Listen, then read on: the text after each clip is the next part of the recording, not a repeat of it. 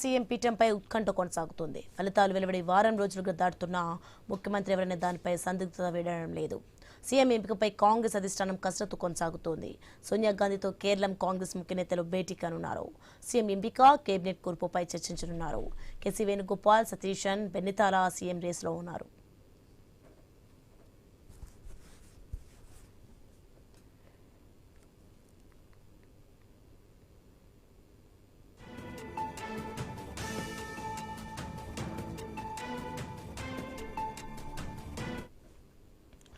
Kerala CM పీఠంపై ఉత్కంఠ కొనసాగుతోంది. ఫలితాలు వెలువడి వారం రోజులు దాటుతున్నా ముఖ్యమంత్రి ఎవరైనా దానిపై సందిగ్ధత వీడడం లేదు. సీఎం ఎంపికపై కాంగ్రెస్ అధిష్టానం కసరత్తు కొనసాగుతోంది. సోనియా గాంధీతో కేరళం కాంగ్రెస్ ముఖ్య నేతలు భేటీ కానున్నారు. సీఎం ఎంపిక, కేబినెట్ కూర్పుపై చర్చించనున్నారు. కేసీ వేణుగోపాల్, సతీశన్, చెన్నితల సీఎం రేసులో ఉన్నారు.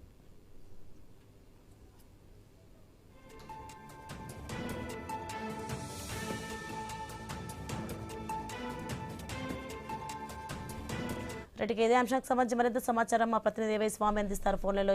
స్వామి, కేరళ సీఎం పీఠంపై అయితే ఉత్కంఠ అయితే కొనసాగుతుంది. మరి ఫలితాలు వెలువడి కూడా వారం రోజులు దాటుతున్నప్పటికీ కూడా ముఖ్యమంత్రి ఎవరైనా దానిపై అయితే సందిగ్ధత వేయటం లేదు. దీనికి సంబంధించిన పూర్తి అప్డేట్స్ ఏంటి?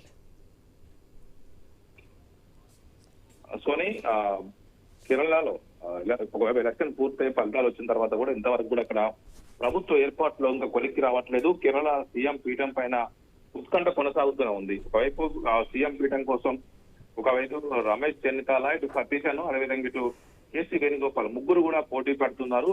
సహజంగా సిఎల్పి సమావేశం నిర్వహించి సిఎల్పి సమావేశంలో ఎవరికైతే ఎక్కువ బలం ఉంటుందో వారిని సిఎల్పి నేతగా ముఖ్యమంత్రిగా నియమిస్తారు. కానీ కాంగ్రెస్ పార్టీలో 5 రాష్ట్రాల ఎలక్షన్స్ సంబంధించి ఒకవైపు ఇటు అస్సాంలో హేమంత బిశ్వ శర్మ ఈ రోజు ప్రమాణ స్వీకారం చేస్తున్నారు. ఇటు బెంగాల్లో ఒకవైపు అక్కడ కూడా ప్రమాణ స్వీకారం పూర్తి అయిపోయింది. ఇటు తమిళనాడులో విజయ్ ప్రమాణ స్వీకారం చేశారు. ఇటు కేరళ విషయానికి వచ్చేసరికి మాత్రమే ఇంకా ముఖ్యమంత్రి అభ్యర్థి ఎవరనేది కూడా ఇంకా కొలిక్కి రావట్లేదు. ఒకవైపు ఎమ్మెల్యేలంతా కూడా కేసీ వేణుగోపాల్ వైపు మద్దతు ఇస్తున్నారని చెప్పి ఒకవైపు అంటుంటే, మరోవైపు చాలా మంది ప్రజల్లో మంచి ఆదరణ ఉన్నటువంటి సతీశన్ కు ముఖ్యమంత్రి పీఠం ఇవ్వాలని చెప్పేసి ప్రజల్లో ఆదరణ ఉందని చెప్పి మరోవైపు తెలుస్తుంది. దీంతో తాను సీనియర్ అయినందున రమేష్ చెన్నితాల తనకు కూడా ముఖ్యమంత్రికి అవకాశం ఇవ్వాలని చెప్పేసి రమేష్ చెన్నితాల కూడా ఒకవైపు డిమాండ్ చేస్తున్నారు, అధిష్టానాన్ని కోరుతున్నారు.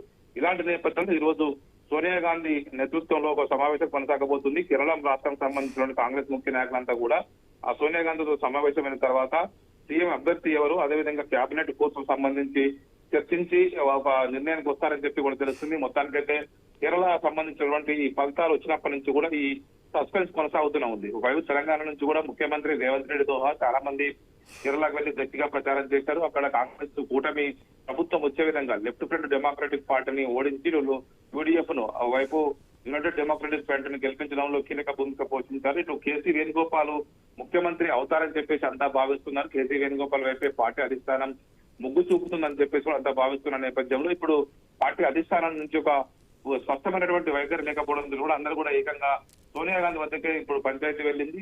పార్టీ ఏఐసీసీ అధ్యక్షులు మల్లికార్జున ఖర్గే కావచ్చు, రాహుల్ గాంధీ కూడా ఈ విషయంలో ఏం తేల్చకపోవడంతో కూడా ఇప్పుడు సోనియా గాంధీ వద్ద మొత్తం అందరు కూర్చొని దీన్ని డిసైడ్ కావాలని చెప్పి భావిస్తారు. కేసీ వేణుగోపాల్ గట్టిగా పట్టుబడుతున్న నేపథ్యంలో ఆయన వైపు చాలా మంది మొగ్గు చూపే అవకాశం ఉన్నట్టు తెలుస్తుంది. కానీ జనంలో ప్రజాదరణ ఉన్నటువంటి సతీశన్ కాదంటే పార్టీకే నష్టము. మరోవైపు ఐయుఎంఎల్ కూడా పూర్తిగా సతీశన్ కే మద్దతు ఇస్తున్నట్టు తెలుస్తుంది. దాదాపు 20 సీట్లకు పైగా గెలిచినటువంటి ఐయుఎంఎల్ ప్రధానంగా ఇటు సతీశన్ కు మద్దతు ఇస్తున్నట్టు తెలుస్తుంది. ఐయుఎంఎల్ వైపు మద్దతు ఇస్తుంది. ఒకవైపు పార్టీకి గెలిచినటువంటి 60 స్థానాలకు పైగా ఉన్నటువంటి స్థానాల్లో 40 మందికి పైగా కేసీ వేణుగోపాల్ కి 20 మంది సతీశన్ కు ఎమ్మెల్యేలు మద్దతు ఇస్తున్నట్టుగా కూడా తెలుస్తుంది. ఈ నేపథ్యంలో సోనియా గాంధీ ఇప్పుడు ఎలాంటి డిసైడ్ చేస్తారు, వీళ్ళందరినీ కూర్చోబెట్టి ఏ విధంగా సర్దు చెప్తారని కూడా చూడాల్సి ఉన్నది. Sonia, right, thanks for the information Swamy.